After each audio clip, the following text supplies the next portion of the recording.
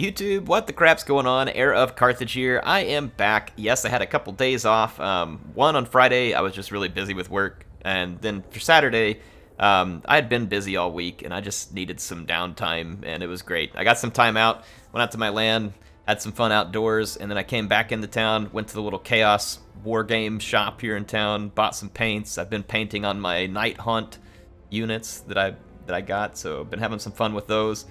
And yeah, it's a good weekend. Feeling rejuvenated, ready to do some recording now, and hopefully you're all excited for a fun battle. This is another 3v3 sub-commander style that came off of my stream last time around, and in this one I played as Archaon as the mobility element of my team, and then the Golden Order is going to be our ranged element, and the Dark Elves are going to provide the main line, and on the other side, the High Elves are going to provide the main line, and the Wood Elves are going to provide the range, and Bretonnia is going to provide the mobility. I am going to pause it just so we can see the armies, because this battle gets started very quickly, and I don't want you all to miss the action. My mobility, I have Dragon Ogres, Knights with Lances, Archaon, Swords of, what does he call it? Swords of Chaos, which is the Regiment of Renown that provides some extra protection for Archaon because of the, what do you call it? The Guardian mechanic that comes into play there. And then as far as our main line for the Dark Elves, a lot of Dread Spears, Bleak Swords, Bleak Swords and Dread Spears. There's a bunch of those up front. And then in the back, we've got some Blackguard, the Blades of the Blood Queen, a bloodwrack shrine, and then we've also got Crone Hellebron up on her little shrine thing here too. And then as for Balthasar's army, you can see Balthasar here. He's also got a Celestial Wizard, I guess just to have even more firepower, a Templehof Luminarch. And then there are some handguns. We've got 4 units of those. So yeah, that's a pretty interesting range component. But over here is going to be some of the big hitters too. We got the Hammer of Witches and the Sunmaker. And then on the other side, we have another Hellstorm rocket battery. And then there are some Huntsmen. So very creative use of range there by our Golden Order player. I do have some Chaos Hounds hidden back here in the back to hopefully be able to do some cleanup work. There's some of them hidden on both sides of the map. Now, as for the other side, the High Elf mainline force is led by Alariel the Radiant, obviously some healing in mind. There's Silverin Guard up front, the Scions of Mathlan, and then multiple units of White Lions, including the Puremain Company, and then a nice support here from a Lore Master of Hoeth, which is an interesting pick for a mainline support. And then as for the Wood Elves, bringing the range, they have the Hawkeyes of Drakira, and then a couple of Way Watchers up front. They also brought some Sisters of the Thorn, which are, of course, ranged units that add a little mobility. And then they have a whole bunch of Glade Guard with Hagbane tips, and then a couple of Starfire shafts. So it should be an interesting one coming at us. And then Bretonnia, boy, they have one heck of a mobility component here. They got King Lewin on Beaky. They have a couple of Royal Hippogriff Knights. And then that's not all, folks. There's more. If you order now, you get 2 extra units of Royal Pegasus Knights with silver chevrons.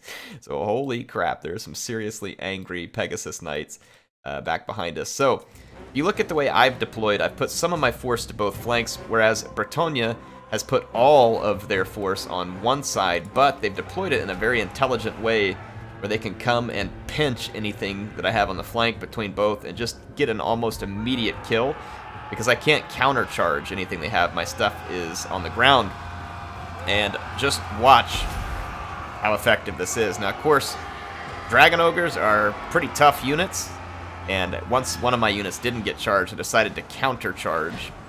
So I will make that countercharge, hoping that my Knights with Lances will get some work done, but they just don't. They accomplish hardly anything. And, yeah, Bretonnia just puts a huge beat down on me right off the bat. Now you can see that we have the superior range, at least because of the artillery for the moment. And so the other team is moving forward to engage us in melee. Balthasar is going to get up here, and he got in a nice face-melting spell there. And you can see the Wood Elves pushing up. Because of my failure over here, we have a big problem on our flank. You can see the Luminarch there did manage to get a shot off. Just great. And, I've moved my mobility, the rest of it over here, including Archaon, to try and keep King Lewin from doing too much damage. I've pulled my Warhounds out, and the enemy knows about me, but I feel like I gotta go for broke and get rid of some of these archers. There are way too many Wood Elf archers here to leave them alive, and I'm trying to avoid the Sisters of the Thorn where possible with my doggos. Here there's a nice Comet of Kazandora there from the Golden Order. Speaking of Golden Order, Balthasar Melt is being melted. And you can see at this point, Bretonnia decides that they're going to go help in the fight elsewhere. They want to protect the archers, and they should. But there's a lot of units here. I thought they were going to go for the archers. They're actually just swinging all the way to the opposite flank, maybe hoping to get away from my stuff. Yeah, and go for artillery. We'll see. Anyway, this left the archers wide open, and as soon as I saw that, I just released the hounds, essentially. So the hounds were released, and Bretonnia's goon squad is going to come over here and start going after handguns. That's honestly not a bad choice. The handguns are a pretty big threat. See, on this flank, we're going to be pretty overwhelmed. We do have the Blackguard and the Blades of the Blood Queen. There are some archers and some other units here. See these huntsmen moving in back here as well. Remember, they can stalk, so these units are hidden at current. Yeah, Bretonnia's going to get over here and just really start mopping up our left-hand flank. See, the High Elf attack is now being met by some rather tough infantry here. We got the Sisters of Singing Doom. Got the Blades of the Blood Queen moving in here. And you can see the Luminarch still firing away back here. It's got a couple of kills, but it's going to take a lot for that Luminarch to pay for itself. At this point, my cavalry has been able to just kind of unleash all over the Wood Elf archers because of Bretonnia's absence. So Bretonnia is making our ranged pay, but I'm also making their ranged pay. This is a very, very nice Pit of Shades here from the Spellsinger Lore of Shadows, which just got a ton of kills, and some of that on very expensive Blades of the Blood Queen. So yeah, it's been kind of an exchange here. We're going to lose our range, and I'm going to make them lose their range. So I did forget this one unit for way too long here, but the rest of my units are busy at work, killing as many archers as is chaosly possible. And yeah, over here, again, Bretonnia is just absolutely owning. They are going to rack up a tremendous value for their units here because they are hitting some extremely high-value targets. Now, fortunately for us, Crone Hellebron is going to turn around this infantry fight that initially was not great for my Dark Elf teammate. You can see there actually is a Damsel of Life rolling around out on this flank, too, to support Lewin and his goon squad. And we did manage to get away, at least for the moment, with these huntsmen, which is a very nice thing to have late game because they are anti-large. I'm going to bring my Swords of Chaos here. Again, just cleaning up any archer unit I can catch. I can't easily catch the Sisters of the Thorn. They're going to be a pain to chase because they can poison me. So I'm not going to put a whole lot of effort into chasing them, but the Wood Elf archers have basically been contained at this point, and that leaves Lewin's goon squad to kind of decide what they want to hit next. And right now, they're basically just cleaning up every single routing unit on the battlefield. That's not a bad idea, because some of these routing units could come back to be rather significant, like a Templehof Luminarch, which is immediately caught here by the Royal Hippogriff Knights, and it's going to be sent packing again. So the Golden Order, unfortunately, I wasn't able to protect them very well, nor was our mainline player. So the Golden Order is going to take a shellacking, but like I said, fortunately, I dealt a shellacking to the Glade Lord and all of their archers, so they paid dearly, as did we. So basically, both players eliminated, and then you can see that when it all was said and done, the infantry fight, mainline fight I should say, actually turned out in our favor. And because of this Blackguard being left, along with the two bloodwrack shrines, this is going to be an interesting thing. Now, Lewin and his crew would hit Crone Hellebron and the bloodwrack shrine really hard on the charge, do a ton of damage, but with this Blackguard nearby, that's a very, very dangerous fight for the goon squad. Very dangerous indeed. See here, though, on the charge, just look at all the damage they do, even though this unit is specifically anti-large. But when this unit stabilizes, and then look, here comes the buff from Crone Hellebron. Look at that 67, 60 attack. They are just going to start absolutely chopping down this goon squad over here. So Crone Hellebron is pretty good at buffing up infantry. She gets the opportunity. I mean, this is pretty impressive that they're lasting this long, being hit by a goon squad of that size. I was able to get a good piercing bolts off and start to chase away, but Lewin got stuck. And I'm able to pin him here, and so I'm trying to completely encircle him and not let him get away. Crone Hellebron comes in and closes the door here, and Lewin is going to find himself in really bad shape. He's got Shield of Thorn, and that's going to force his goon squad to come charging back in to try and save him.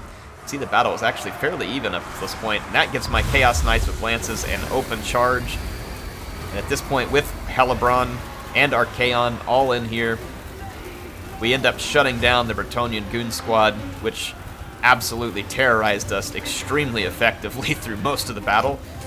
So, I mean, it was a pretty good deal. Now, some people might say, well, if that Goon Squad would have just protected the archers, then they would have won. Well, remember, though, if the Goon Squad pulled back and protect the archers, then they were going to be at the mercy of 2 Hellstorm rocket batteries and a Luminarch of Hysh. And so they couldn't really pull back. They had to attack. And it became kind of a trade where I was letting them do damage, I was doing damage to them, but it ended up working out in our favor here. And the Golden Order did manage to keep these archers and huntsmen alive till the end, too, so not all of the range component was destroyed.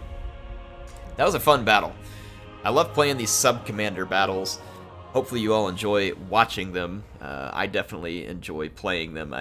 I don't know, we'll probably do something different this Tuesday, but I might come back to these soon just because I feel like it's a very fun way to play the game. And kind of just mixes things up a little bit. But thanks to Isidore and Stormrunner for taking up my team, and Max, Ben, Jim, Griffin, and That Wasn't a Fart. Sure it wasn't. Whatever you say. For taking up the other team. So let's take a look at the stats here. Archaon doing okay-ish. None of the rest of my units probably doing all that spectacular. But, you know, again, an okay performance out of these Dragon Ogres. But again, nothing too special except for the dogs, really. This one here got some pretty good value for a unit of dogs. This other one, not so much. This one absolutely cleaned house for a dog unit, and then decent performance out of that one. So it's kind of funny that my Warhounds ended up being some of the best value units that I was able to bring to the battlefield. Now, as for Isidore and his Golden Order, he did get some decent value out of Gelt because he got some Final Transmutation and other magic in. The handguns got absolutely shut down. The Sunmaker, look at this though, it was killed very quickly in this battle, but still, look how much value it was able to rack up in a short amount of time. Not quite enough to pay for itself, but it gives you an idea of how deadly that unit is. Same thing here with the Hammer of Witches. Very deadly units. See that they were quickly adding up value. This is why Bretonnia went for broke on killing this stuff, because it needed to die. And it was, I think, a pretty good choice on their part. Look at that Celestial Wizard there, the raw damage value. Pretty impressive. Let's go to Stormrunner's army here. Crone Hellebron doing an excellent job, supported by her Sorceress of Death, who also had some pretty decent numbers there. And then if we look at the infantry, or the bloodwrack shrine did very well. Yeah, it did pretty darn well. And then the Black Guard definitely pulled their weight, despite taking a massive charge from multiple Goon Squad units. So pretty nice performance there. Max, Ben, Jim. Alariel got absolutely shut down. I don't know if the Luminarch or something got a hold of her, because she was very dead very early. Could have been a combination of maybe Luminarch and Hammer of Witches. I didn't catch exactly what happened, but as far as infantry goes, not really surprised that the White Lions had a hard time pulling their weight. There's very few engagements where White Lions will pull their weight. Now, Silver and Guard are an interesting unit, but also kind of niche. There's like very specific spots where they're going to be a pretty good unit, and in this one, I just don't think that they really stacked up the way they needed to. And the main line, though, I think did have a good fight going early on. It's just that they, with Crone Hellebron, like Bretonnia had to go take out the artillery, but at the same time, Crone Hellebron and that bloodwrack shrine needed to be killed. And if they couldn't be killed, then what happened is what happened, which is eventually they kill all your infantry. And that's what Hellebron and bloodwrack shrines are good at. In fact, they're very good at it. We go to the Griffin here. Excellent goon squatting with Bretonnia, Griffin. This was some fantastic stuff. I loved your performance in this battle. Lewin cleaning house. I mean, Pegasus Knights absolutely mopping the floor with lots of units. And then the Hippogriff Knights also pulling their weight. So excellent job. And then That Wasn't a Fart. Really did some great damage here with this Spellsinger Lure of Shadows. I mean, this was pretty impressive value for a Spellsinger like that. So that was absolutely well done. His archers obviously got hit early, but look at the Way Watchers. Even though they kind of got hit, they managed to do tons of raw damage. Didn't get a ton of value back out of them, but did get a lot of raw damage on some of those units. But ended up getting the dogs let out on them. That's right, Archaon let the dogs out this time. Anyway, thanks to everybody for playing. Appreciate you watching. Hope you enjoyed it. I will be back with more content next week. Hopefully things will be a little less crazy. And I will be streaming on Tuesday. Let me look at the date here so I can get the right date to you all. I will be streaming on Tuesday, the 9th of February at 8 o'clock U.S. Central Time. That'll be multiplayer. And then on Thursday, the 11th of February, I'll also be streaming. But I'm done with all of my campaigns on stream, so I'm not really sure what we'll do with that stream yet. I may put it up for a vote, just see what you all want to do that night. So keep an eye out for that. If I do put it up for a vote, I'll make an announcement on my Discord, and then I'll also put a post up on YouTube so that you all can keep track of what we're going to do. But then on top of that, the Grom campaign will continue this week. So look for that to be out soon, probably Monday or Tuesday. We'll keep that Grom campaign going. I have a Shogun 2 campaign that is ready to start. Probably will go ahead and release the first episode this week. I do want to go ahead and get a thumbnail and stuff made up for that one. And then other than that, we should have some good battle replays coming your way, and should be overall a good week. So hopefully you all are looking forward to it. HeirofCarthage signing out for now. I will see you all soon with some more Total War Warhammer 2 action.